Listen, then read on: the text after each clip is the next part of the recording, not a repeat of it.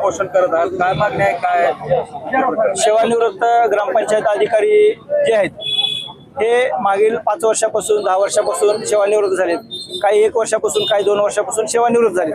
सेवानिवृत्त झाल्यानंतर ते कर्मचारी त्यांना ज्या दिवशी सेवानिवृत्त होते त्याच दिवशी PPO म्हणजे प्रोव्हिजनल पेन्शन मंजूर करायची कागदपत्र दिली पाहिजे. हा त्यांचा हक्क आहे. परंतु आपलं हे जे जिल्हा प्रशासन आहे, इतर विभागाचं PPO देणं दरमहा नियमित चालू आहे. परंतु ग्रामपंचायत विभागातून सेवानिवृत्त ग्रामपंचायत अधिकाऱ्यांना जे PPOचं मंजुरी दिली जात नाही, मागल्या 6 महिन्यापासून ते ब्लॉक केले गेलेले आहे. तर त्याला सर्वस्वी पंचायत विभागाचे जे विभाग प्रमुख आहेत ते सर्वस्वी त्या गोष्टीसाठी जबाबदार आहेत. हे झालं PPOचं. त्याच्यानंतर जे इतर लाभ आहेत, गट विमा आहे, त्यांचं भविष्य निर्वाह निधी आहे. भविष्य निर्वाह निधी हा तर कसं आहे की त्याच्या पगारातून वर्गणी कपात करून ते ठेवलेले आहे. तर ते पैसे तर अर्जंट दिले पाहिजे, ते सुद्धा दिले जात नाहीत. रजारोगीकरण आहे ते दिलं जात नाही. हे असे 4-5 जे लाभ आहेत त्यांचे ते दिले पाहिजे, तात्काळ मंजूर केले पाहिजे. शासनाचा हायकोर्टाचा तर असा निर्णय आहे की सेवानिवृत्त ग्रामपंचायत अधिकाऱ्यांचं जास्तीत जास्त 1 महिन्यामध्ये सर्व लाभ दिले पाहिजे, असा शासन निर्णय आहे. हायकोर्टाचा सुद्धा आदेश आहे. परंतु आपलं जिल्हा प्रशासन काय करतंय, आलेल्या जे प्रस्ताव आहेत त्याच्यावर कुठलीही कारवाई करत नाही, प्रकरण निकाली काढत नाही. तर 6-6 महिने 8-8 महिने जर त्या व्यक्तीचा पगारच नसेल, पेन्शनच नसेल, तर त्यांचं कुटुंब कसं जगायचं? किती सेवानिवृत्त अधिकारी आहेत? आता जवळपास 65 सेवानिवृत्त अधिकारी आहेत मागल्या 3-4 वर्षापासून. तर यांचं जर धरलं तर प्रत्येकाचं काही ना काही शिल्लक जिल्हा प्रशासनाकडे देणं शिल्लक आहे. आणि त्या पैशावर व्याज दिलं पाहिजे. ज्यांची कोणाची जबाबदारी त्यांच्या पगारातून ते व्याज कपात करून त्या ग्रामपंचायत अधिकाऱ्यांनी दिलं पाहिजे. परंतु हे प्रशासन काय करत आहे, कुठलाही त्याच्यावर कार्यवाही करत नाही. आलेले प्रस्ताव प्रलंबित ठेवले जातात आणि त्याच्यावर कारवाई होत नाही.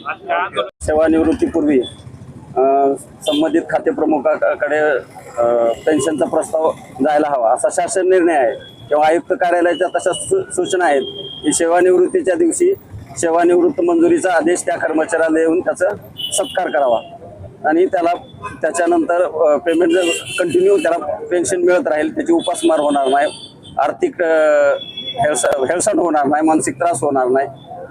अशा सूचना असताना देखील काही प्रस्ताव 6 महिन्यापूर्वी, काही 8 महिन्यापूर्वी येऊन देखील जिल्हा स्तरावरून कुठलीही कार्यवाही होत नाही. आता मी 31 मेला रिटायर झालो. रिटायर झाल्या दिवशी मला कुठलाही सेवानिवृत्तीचं मंजुरी आदेश मिळाला नाही किंवा सेवानिवृत्तीचं पत्र मिळालं नाही. लाभ मिळणे तर दुरापासच. वास्तविक पाहता त्या दिवशी मिळालं असतं तरी मला जे शासना जर निवृत्ती वेतनामध्ये अंश राशीकरण आहे, उपदान आहे, किंवा सगळ्यात खेदाची बाब अशी आहे की भविष्य निर्वाह निधीचं खातं आहे, ज्या खात्यामध्ये आमची रक्कम महिन्याला सर्व्हिस जॉईन गेल्यापासून राहते आणि त्याला व्याज मिळतं. त्या रकमेचं ते रक्कम मार्चच्या अगोदर 3 महिने बंद केली कपात करण्याचे. त्याचं कारण एवढंच की ती रक्कम त्यांना सेवानिवृत्तीनंतर लगेच त्याच्या खात्यावर जमा व्हावी आणि त्याचा उदरनिर्वाह व्हावा, म्हणजे कुटुंबाचा उदरनिर्वाह व्हावा. परंतु त्या रकमेला सुद्धा त्रुटी दाखवताना सुद्धा प्रस्ताव सादर केल्यापासून 4 महिन्यांनी त्रुटीचं पत्र निघतं आणि त्रुटीची पूर्तता केल्यानंतर परत 5-6 असे 1-2 महिने घालवले जातात. वास्तविक पाहता हे हक्काच्या मागण्या आहेत. सेवानिवृत्त कर्मचाऱ्याचा सन्मान करायचं राहिलंच, पण त्याची आर्थिक कुचंबना केली जाते, त्याची हेळसांड केली जाते, त्याच्या कुटुंबावर उपासमारीची वेळ येते. आता मी जर बघितलं तर मला 4 टाइम इन्शुलिन आहेत, माझ्या डोळ्याची कमजोरी झाली शुगरमुळे, औषध उपचारला 15 ते 20 हजार रुपये खर्च आहे. गेले 4 महिने मी कसं दिवस काढतोय, माझं कुटुंब कुठल्या परिस्थितीत आहे. वारंवार माझ्याकडे पत्रव्यवहार आहे. मी डेप्युटी शिवराव निवृत्त होण्यापूर्वी 15 दिवस पत्र दिलेलं आहे. शासन निर्णय असा आहे, माझ्या प्रस्तावावर कारवाई व्हावी, दखल घेतली नाही. रिटायर झालो त्या दिवशी मला गटविकास अधिकाऱ्याने कार्यमुक्त केलं. मी पत्र दिलं शिव मॅडमला की मी रिटायर झालोय, मला अद्याप काहीच दिलं नाही आज. असं नंतर मी पत्र कमिशनरला दिलं आणि ही मला जिल्ह्यातून कुठलंही माझ्या काय कारवाई केली ह्याचं उत्तर दिलं नाही.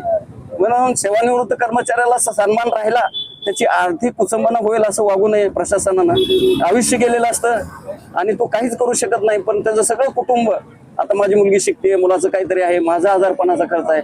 मला शासनाच्या सूचना, शासनाचे निर्देश असताना सुद्धा शासन अंमलबजावणी झालेली नाही, ही खेदाची बाब ह्या जिल्हा परिषदला घडते. आणि ती हे विशेष म्हणजे ह्या 8-9 महिन्यात जास्त घडते